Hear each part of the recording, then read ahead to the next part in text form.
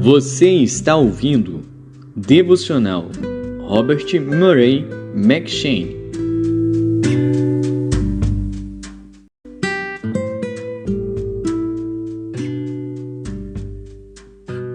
Primeiro Samuel.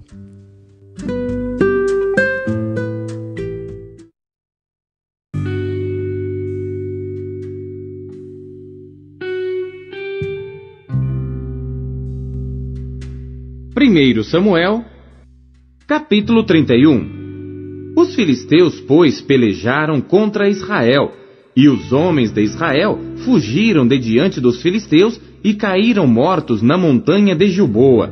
E os filisteus perseguiram a Saul e a seus filhos, e mataram a Jonatas e a Abinadab e a Malquizua, filhos de Saul. E a peleja se agravou contra Saul, e os flecheiros o alcançaram, e muito temeu por causa dos flecheiros. Então disse Saul ao seu pajem de armas: arranca a tua espada e atravessa-me com ela, para que porventura não venham estes incircuncisos e me atravessem e escarneçam de mim. Porém o seu pajem de armas não quis, porque temia muito. Então Saul tomou a espada e se lançou sobre ela. Vendo, pois, o seu pajem de armas que Saul já era morto, também ele se lançou sobre a sua espada e morreu com ele. Assim faleceu Saul e seus 3 filhos, e o seu pajem de armas, e também todos os seus homens morreram juntamente naquele dia. E vendo os homens de Israel que estavam deste lado do vale e deste lado do Jordão, que os homens de Israel fugiram e que Saul e seus filhos estavam mortos, abandonaram as cidades e fugiram. E vieram os filisteus e habitaram nelas. Sucedeu, pois, que, vindo os filisteus no outro dia para despojar os mortos, acharam a Saul e a seus 3 filhos estirados na montanha de Gilboa. E cortaram-lhe a cabeça, e o despojaram das suas armas, e enviaram pela terra dos filisteus em redor, a anunciá-lo no templo dos seus ídolos e entre o povo. E puseram as suas armas no templo de Astarote, e o seu corpo o afixaram no muro de Bet-Seã.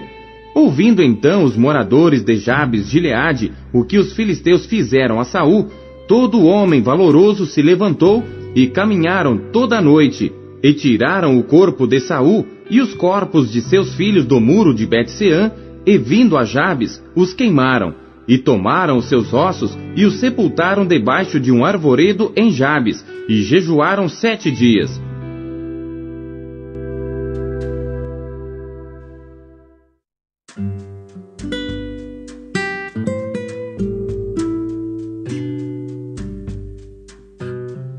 Primeiro Coríntios.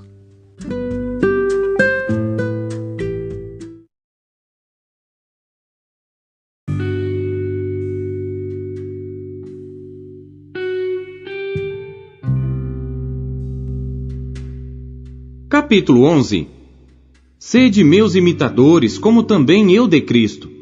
E louvo-vos, irmãos, porque em tudo vos lembrais de mim, e retendes os preceitos como vô-los entreguei. Mas quero que saibais que Cristo é a cabeça de todo homem, e o homem a cabeça da mulher, e Deus a cabeça de Cristo.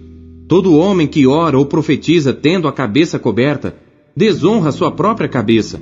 Mas toda mulher que ora ou profetiza com a cabeça descoberta, desonra sua própria cabeça, porque é como se estivesse rapada. Portanto, se a mulher não se cobre com véu, tosquie-se também. Mas se para a mulher é coisa indecente tosquiar-se ou rapar-se, que ponha o véu.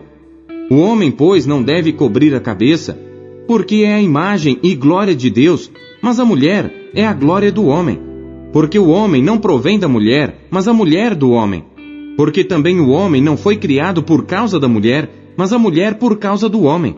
Portanto, a mulher deve ter sobre a cabeça sinal de poderio por causa dos anjos. Todavia, nem o homem é sem a mulher, nem a mulher sem o homem no Senhor. Porque como a mulher provém do homem, assim também o homem provém da mulher, mas tudo vem de Deus. Julgai entre vós mesmos. É decente que a mulher ore a Deus descoberta? Ou não vos ensina a mesma natureza que é desonra para o homem ter cabelo crescido? Mas ter a mulher cabelo crescido lhe é honroso, porque o cabelo lhe foi dado em lugar de véu. Mas se alguém quiser ser contencioso, nós não temos tal costume, nem as igrejas de Deus. Nisto, porém, que vou dizer-vos, não vos louvo, porquanto vos ajuntais, não para melhor, senão para pior. Porque antes de tudo, ouço que, quando vos ajuntais na igreja, há entre vós dissensões, e em parte o creio. E até importa que haja entre vós heresias, para que os que são sinceros se manifestem entre vós. De sorte que, quando vos ajuntais num lugar, não é para comer a ceia do Senhor, porque comendo cada um toma antecipadamente a sua própria ceia, e assim um tem fome e outro embriaga-se. Não tendes porventura casas para comer e para beber? Ou desprezais a igreja de Deus e envergonhais os que nada têm? Que vos direi? Louvar-vos-ei? Nisto não vos louvo, porque eu recebi do Senhor o que também vos ensinei, que o Senhor Jesus, na noite em que foi traído, tomou o pão, e tendo dado graças, o partiu e disse: Tomai, comei, isto é o meu corpo que é partido por vós, fazei isto em memória de mim. Semelhantemente também, depois de cear, tomou o cálice, dizendo: Este cálice é o novo testamento no meu sangue. Fazei isto todas as vezes que beberdes em memória de mim. Porque todas as vezes que comerdes este pão e beberdes este cálice, anunciais a morte do Senhor até que venha.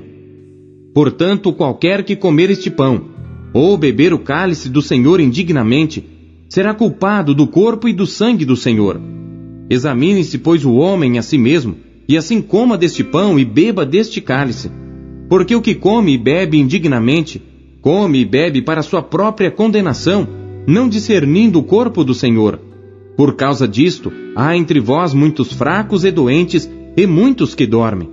Porque se nós nos julgássemos a nós mesmos, não seríamos julgados.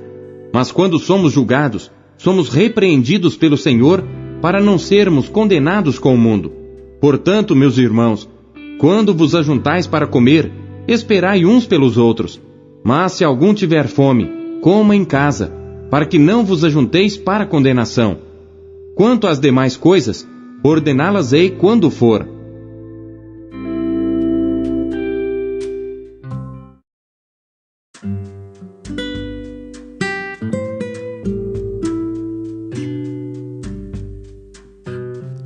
Ezequiel.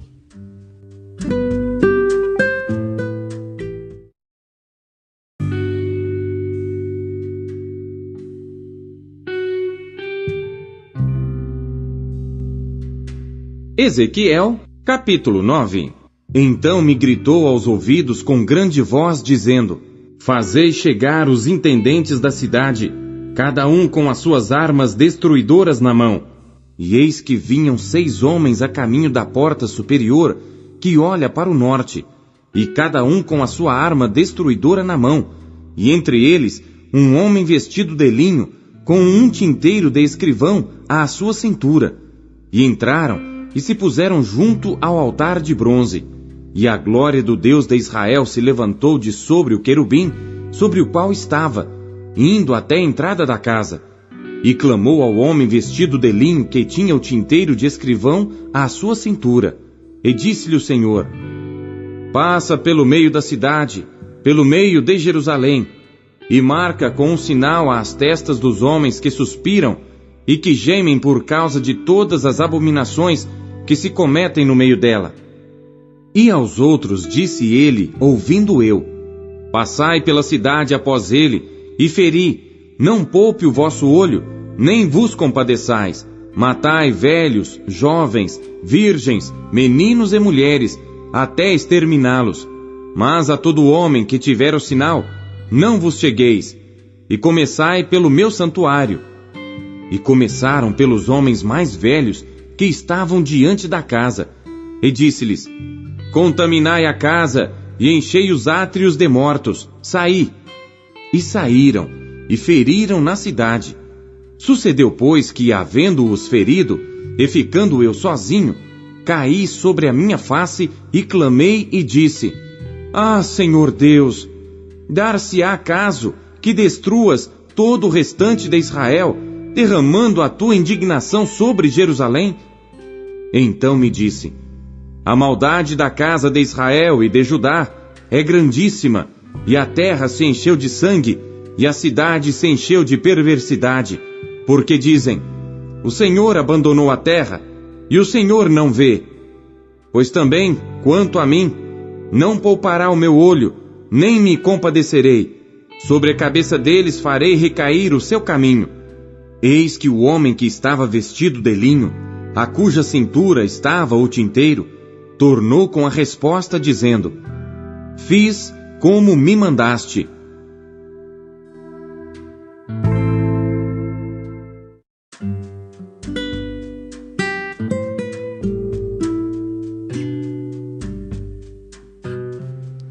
Salmos.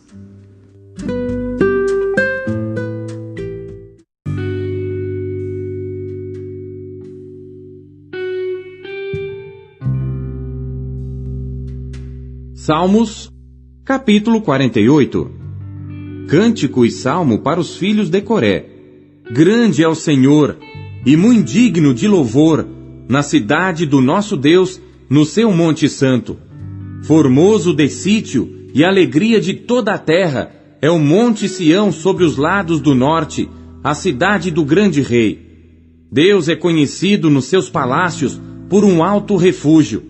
Porque eis que os reis se ajuntaram, eles passaram juntos, viram-no e ficaram maravilhados, ficaram assombrados e se apressaram em fugir.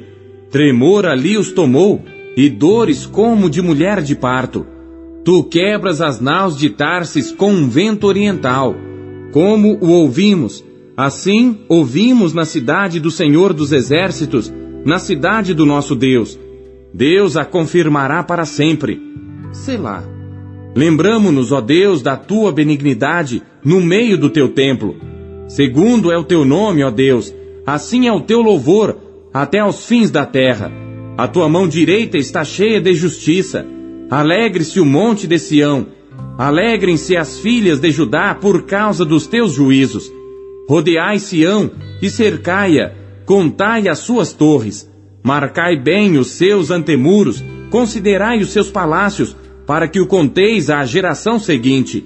Porque este Deus é o nosso Deus para sempre. Ele será nosso guia até a morte.